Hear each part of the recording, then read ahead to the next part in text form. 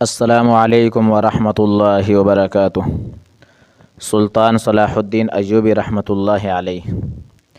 سلطان صلاح الدین ایوبی رحمۃ اللہ علیہ، جنہیں فاتح بیت المقدس کہا جاتا ہے، چھٹی صدری ہجری کے بڑے ہی نامور اور کامیاب بادشاہ گزرے ہیں۔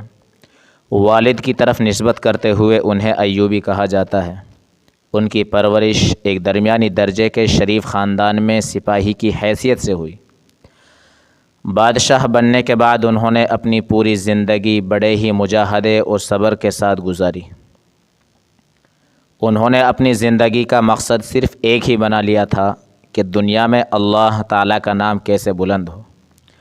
ان کے کارناموں میں سب سے بڑا کارنامہ یہ ہے کہ انہوں نے قبلہ اول یعنی بیت المقدس کو آزاد کرایا، جو تقریباً 90 سال سے عیسائیوں کے قبضے میں تھا۔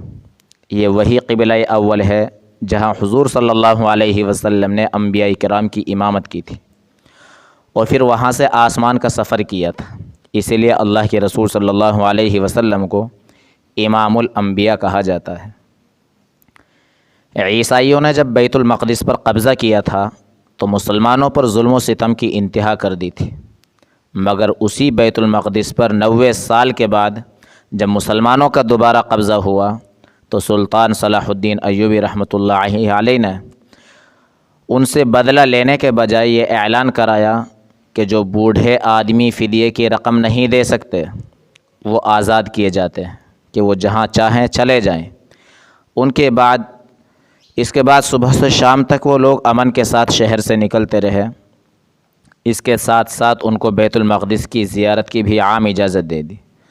سلطان صلاح الدین ایوبی رحمۃ اللہ علیہ کا یہ وہ احسان و کرم تھا عیسائیوں کے اوپر کہ جس کو عیسائی دنیا آج بھی نہیں بھلا سکتی۔ سلطان صلاح الدین ایوبی رحمۃ اللہ علیہ کے اوصاف کیا تھے؟ سلطان صلاح الدین ایوبی رحمۃ اللہ علیہ جہاں ایک طرف مصر و شام کے بادشاہ تھے تو وہیں دوسری طرف ایک سچے پکے مسلمان بھی تھے۔ علم اور اہل علم سے بڑا لگاؤ تھا۔ وہ خود بھی عالم تھے، نماز کے بڑے پابند تھے۔ بیماری کی حالت میں بھی امام کو بلا لیتے اور کھڑے ہو کر نماز ادا کرتے۔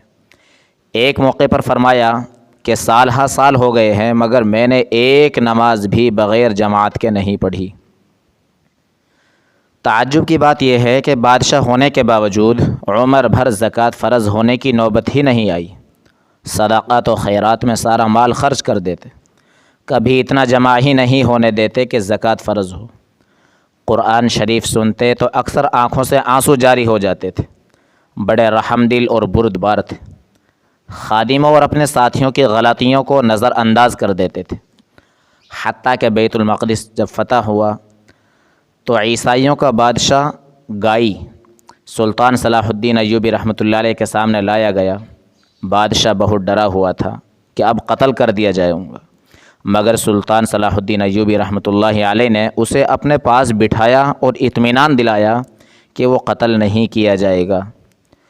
بہرحال اللہ تعالیٰ نے اس کو بہت سی خوبیوں سے نوازا تھا۔ سن 589 ہجری میں ان کا انتقال ہوا۔ پیدائش عراق کے موجودہ عراق ہے جو اس کے شہر ہے تکریت، اس میں سن 1138 عیسوی میں پیدا ہوئے اور سن 1187 عیسوی کے اندر بیت المقدس کو آزاد کرایا اور سن 1193 عیسوی کے اندر سلطان صلاح الدین ایوبی رحمۃ اللہ علیہ کی وفات ہوئی۔